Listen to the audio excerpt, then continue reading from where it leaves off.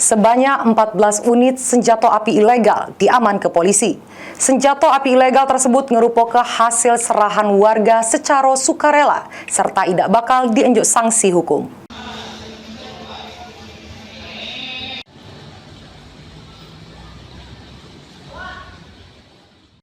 Dari hasil operasi Senpi Musi 2024 yang berakhir pada hari Kamis tanggal 11 Juli 2024, sebanyak 14 unit senjata api serahan masyarakat Sudem diterima oleh Satreskrim Polres Oku Timur.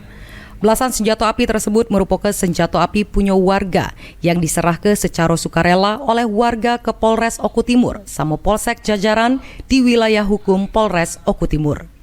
Hal tersebut disampaikan oleh Kanit Pidum Satreskrim Polres Oku Timur Ibda Sudono pas dikonfirmasi di ruang kerjanya. Ibda Sudono memastikan kalau masyarakat nyerah ke senjata api miliknya secara sukarela, masyarakat tidak bakal diberi sanksi hukum. Namun kalau ada masyarakat yang ketangkep tangan punya senjata api ilegal, pihaknya bakal ditindak tegas sesuai hukum yang berlaku oleh pihak kepolisian.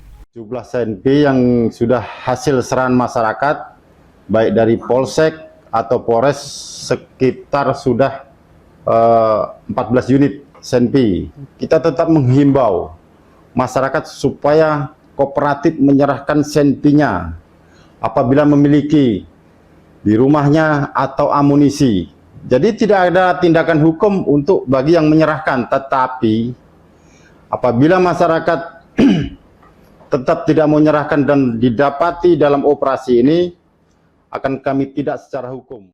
Ibda Sudono negaskan bagi masyarakat yang tertangkap tangan punya senjata api ilegal, pacak dijerat dengan undang-undang darurat tentang nyimpen atau punya senjata api ilegal dengan ancaman hukuman 20 tahun penjara.